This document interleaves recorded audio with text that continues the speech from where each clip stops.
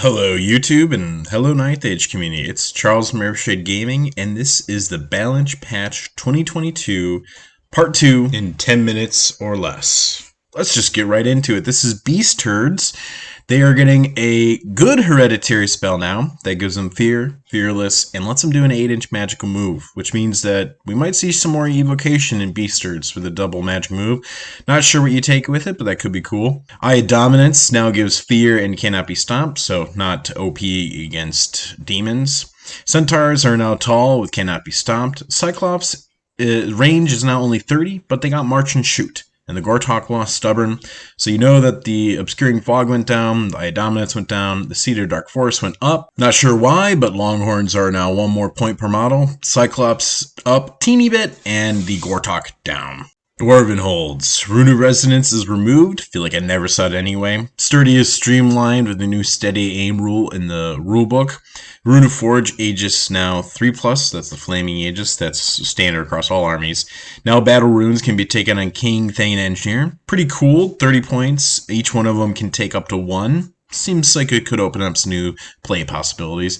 Rune of Resilience now can't stack with Self. That's a big nerf, but it was extremely powerful. Greybeard Streamline with the new Hold the Line. Also, again, that's a new rulebook rule. Rangers gain Quick to Fire.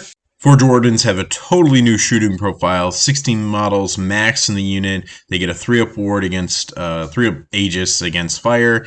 Their Forge Gum is aim 3-up, 2-shot strength 4. Totally different. Cannons lost, clip wings. That's something you're going to see game wide. Deep Watch down, Rangers up, Forge Wardens up, Forge Wardens different models up, Cannon down.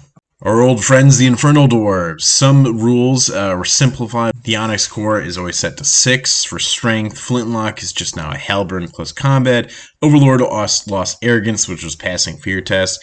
Infernal Dwarves lost Fight Next rank with the Ziggurat Regulars, but now they just have access to a great weapon. The Vassal Chieftain is no longer a thing. That's kind of a thing across the rulebooks. No more super special champions. Turoks are all tall. Kadim, Titan, Walking Volcano has 6 attacks now. The Walking Earthquake lost some offense and defense. All Flaming Aegises are now 3+ instead of 2. Shield Gunnery Team got a shield, grind 3 attacks. Slaves lost their enslaved porters, but they got March 12 and they're unstable. Turok up, Overlord down. Overlord cheapest weapon enchantment is now only 50%. It's kind of cool. Vassal Levies are down. Vassal Cavalry is down. The Tablet of Vezozdek is up. The Incarnates are down. The Incarnate additional models are down. Citadel Guard Flintlock Axe is up. The Banner of the Twice Branded is down. The Infernal Weapon Great Weapon is down. The Infernal Artillery Titan Mortar is down just slightly. Vassal Slingshot down 20 points. Kadim Titan Walking Volcano is up 30 points. The Walking Earthquake is down just a little bit. Gunnery Team is up. Shackle Slaves down 20 points. Their shields are 1 point. Their paired weapons are 0. Let's talk about our Highborn Elf friends now. Naval Ordnance is removed as a category. They just found a different way to restrict the Bolt Thrower and the Sloop. Star Metal Alloy clarification about the halving multi-wounds or whatever. The Initiative of Fiery Heart is a new unit entry. Honors have been completely reorganized. Honestly, they just looked a lot cleaner. I think, seemed less restrictive overall. It's actually quite a good improvement, to be honest. A few clarifications with some of the honors. The Phoenix Rebirth works just a little bit differently. It's not like a summon unit. Dragons have increased ground movement, but the Ancient Dragon has reduced fly movement. The Giant Eagle gained Hard Target 2, which should open up an interesting character build. Dragon Armor and the Fire Phoenix now only have a 3-up Flaming Age save. Seaguard lost their cover volley, but they just kind of have a new rule called Marine Training, which lets them shoot in all ranks. It's not as good as it was before, let's say that. Master of the Cranning Tower lost Sorin Sword, but has adapted changes because of Druidism. And then Knights of Rima just have 2 attacks, no devastating charge, and the Pearl of the Ring Throne has been reworked. Pearl of the Ring Throne down, Fire Phoenix, or the Phoenix in general down, the Warden's Bond is down, the Eagle for all characters is up, the Master of Cunning down 50, pretty much just an add up now. With the different with Protean Protate. Seaguard down significantly, both in base cost and price per model. The Dragon up slightly because they have the Meeting in the Mines, which lets it get channel 1. Flame Warden's down.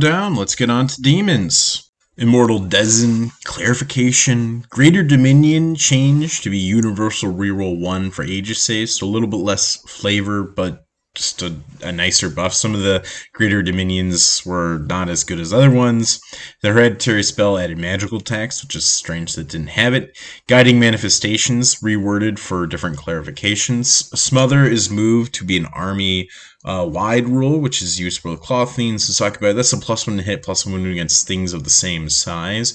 And then the Manifestations have had some big overhauls. Withering Vapor is removed, Cloven Hood is removed, Destrix Tentacle, Charged Tendrils, and Grasping Probus. Additionally, Brimstone Secretions is just reworded. Centipede Legs is now just +2 March instead of +1 Advance. Greenfire Eyes reroll 1s on the charged rolls. Digestive Vomit triggers after winning a combat.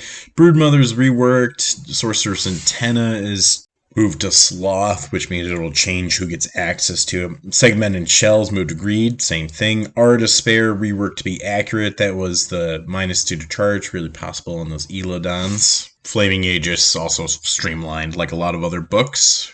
Culamin's Deceiver is now Aegis 4 up all the time. Its offense increased to 8. The Miser's Suglag removed the half-off rule, which was quite good, but it got defense increased to 7.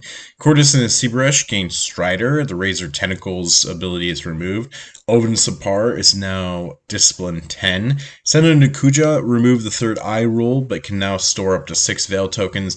Destruction Spirit no longer grants a +1 Res and AP. Burning Wheel removed Light Troops. Imps added the Aura Despair option for that accurate. Succubi replaced the Talon Slice with Smother. Hellhounds removed Hellas Scrawl. Titan Slayer advanced in March just increased to 8. Which gives them less ridiculous charges against things with Towering Presence. They got Hammer-Handed option. Mage-like Gremlins streamlined with supporting attacks and Veilstalker. Hordes added Segmented Shell to replace Grasping Progress.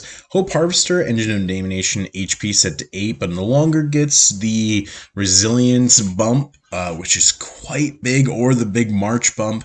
I think that's honestly quite nice. I hated how powerful that thing got. It just seemed like a no-brainer to always upgrade it to that different profile. Veil Serpents removed the Withering Nightmares sort of ability, which was one of the things they could choose, and then the Bloatflies gained Tall. Looking at the prices for Demon Legions, Centipede Legs is down for both its upgrade for a character and its guiding version. Greenfire Eyes is down, so is Broodmother and its guiding version down. Aura Despair is down, so is the guiding. The Greater Dominion changed to just be 40 points. The Deceiver up 10 points. Maw down 20 points. The Miser down 40 points. That's quite nice. Even the Courtesan dropped 20. All these big demons, honestly, some nice buffs and some nice little points decreases.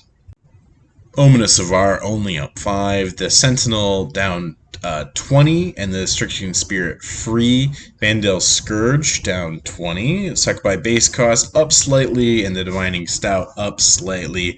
The Eladon Champion up slightly.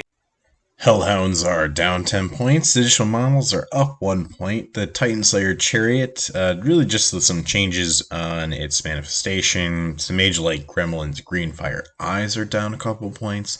The Hoarders Segmental Shells is priced at 4 points for them. That's new. Siren Centipede Legs are just up a point. The Hope Harvester Engine went down. Reasonable, right? It got some nerfs. The Aura Despair is up, however, for accurate, which is accurate Polygon. Pretty damn cool. Iron Husk is an upgrade for it, so it can still be R6, but it costs 80 points. Brazen Beast, Centipede Legs down 5, and then the Veil Serpents down slightly. And the Blowflies are down across the board too. There was lots going on in this balance patch, and don't worry, there is going to be more. The last balance patch comes out for December 22nd. And that will be the rest of the armies. There might be a couple hotfixes, but for the most part, a lot of these things are getting set into place and getting ready for the year 2023. Thanks everybody for watching, and we'll see you soon for more 9th Age content.